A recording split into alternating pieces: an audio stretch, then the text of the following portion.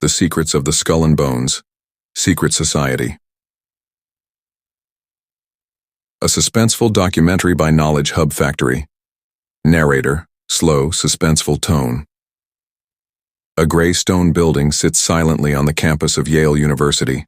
No windows, no signs, just a heavy, rusted iron door. Students walk by, but few dare to look inside. They know what it is.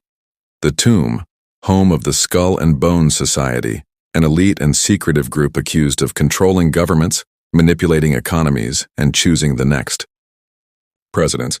For nearly 2 centuries, they've operated in the shadows. But who are they really? Where did they come from? And what do they want with the future of our world? Tonight, on Knowledge Hub Factory, we dive deep into the hidden world of skull and bones. Let the secrets unfold. Chapter 1. The Birth of a Brotherhood.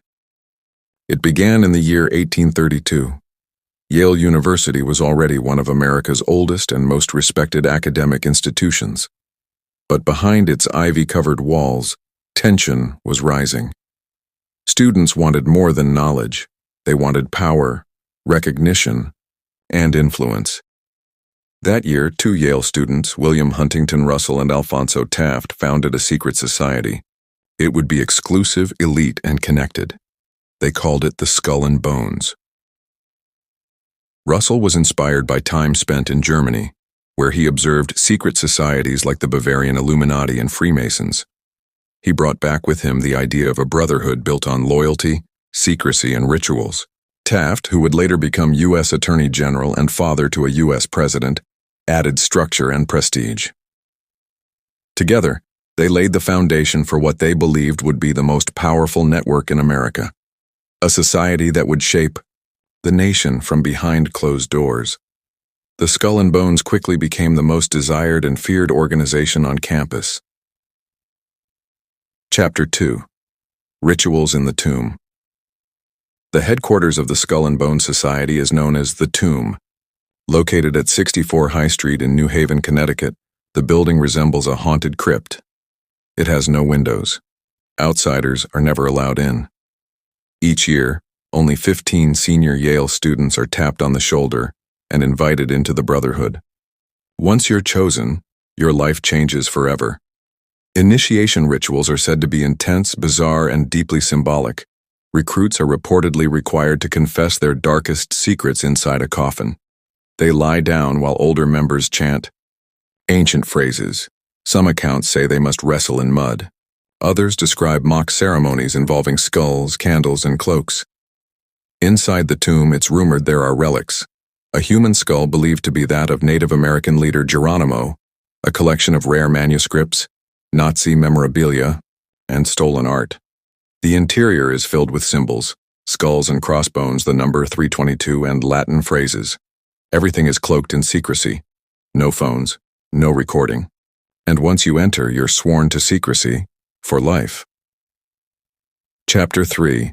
The 322. Mystery. The number 322 appears in every Skull and Bones emblem. But what does it mean? Some say it marks the death of the ancient Greek orator Demosthenes in 322 BC, a symbol of the death of democracy and the beginning of control by a secret elite. Others claim it refers to chapter 3, verse 22 of Genesis in the Bible. Behold, the man has become like one of us in knowing good and evil. It may symbolize forbidden knowledge and the pursuit of power. Some conspiracy theorists believe 322 is a code for the order's connection to the Bavarian Illuminati and European death cults. Whatever the truth, the number 322 is treated as sacred within the society. It marks their year of origin, 1832, and their belief in elite knowledge, brotherhood, and secrecy. Chapter 4. From Yale to the White House. The true power of Skull and Bones lies not in rituals, but in its network. Over the years, bonesmen have become some of the most powerful people in American history. William Howard Taft, a founding member's son, became the 27th President of the United States. George H.W. Bush, former CIA director, and 41st president, was a bonesman. So was his son, George W. Bush, who became the 43rd president. Senator John Kerry, who ran against George W. Bush in 2004, was also a member. In fact, during that election, both candidates were bonesmen, ensuring, some say, that the society would win no matter what. But it doesn't stop with politics. Skull and Bones members have run banks, law firms, intelligence agencies, and media. Empires. Some of the most influential figures in the CIA, such as William F. Buckley and James Jesus Angleton, were believed to have skull and bones ties. This tight-knit network ensures members help each other, secretly rising through the ranks of American and global institutions. Chapter 5. The Secret Power Structure. So does Skull and Bones secretly control the world? Critics believe the society is part of a broader network of elite organizations, the Bilderberg Group, the Trilateral Commission, and the Council on Foreign Relations. These groups are often accused of plotting global agendas, manipulating elections, and steering economies. Many bonesmen are connected to these circles. Some claim Skull and Bones was involved in the formation of the CIA. Others believe it influenced America's involvement in wars, from Vietnam to Iraq. The society is also rumored to have had foreknowledge of major events like the 9/11 attacks and the 2008 financial crisis. Of course, none of this is proven.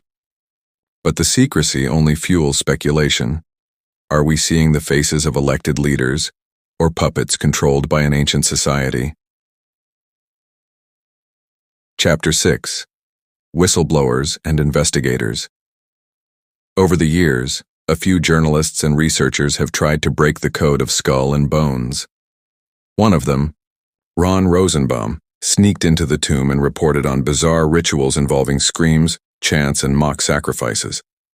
Another, Alexandra Robbins, wrote Secrets of the Tomb, documenting accounts from former bonesmen who feared speaking out. According to her research, the society operates like a secret government within a government. Members are encouraged to place other bonesmen in key positions of power, creating a silent but influential web. The deeper one digs, the stranger it gets. Is it all myth? Or is it carefully orchestrated reality? Chapter 7. Pop Culture and Public Fascination. Skull and Bones has appeared in Hollywood films, novels, and TV shows. The 2000 thriller The Skulls portrayed a fictional version of the society as a murderous, power-hungry cabal. The film The Good Shepherd, directed by Robert De Niro, linked Skull and Bones to the birth of the CIA. Dan Brown, author of The Da Vinci Code, hinted at Yale's secret societies in his novel The Lost Symbol. Pop culture continues to fuel the fire of conspiracy theories, making Skull and Bones both a source of fear and fascination. Chapter 8. Is Skull and Bones still relevant? In today's world of hacking, leaks, and surveillance, can a secret society still operate in the dark? Surprisingly, yes. Each year, 15 students are still tapped. The rituals continue. The tomb remains closed. But the world has changed. The next generation of bonesmen are entering fields like artificial intelligence, biotechnology, cybersecurity, and digital finance. They're building startups, investing in futuristic weapons, and influencing new policies. Some believe Skull and Bones is evolving, less about politics and more about controlling the future of information, data, and power. With AI poised to reshape humanity, the question arises, will Skull and Bones shape what comes next? Chapter 9. Final Reflection. The Skull and Bones Society remains one of the most mysterious and controversial groups in modern history. With ties to presidents, billionaires, spies, and scholars, its influence is undeniable. But what's more terrifying, that a secret society controls the world, or that we may never truly know who does? This is Knowledge Hub Factory, and tonight, we opened the tomb, if only a little. Stay curious, stay questioning, and remember, not everything hidden is lost, but some secrets were never meant to be found.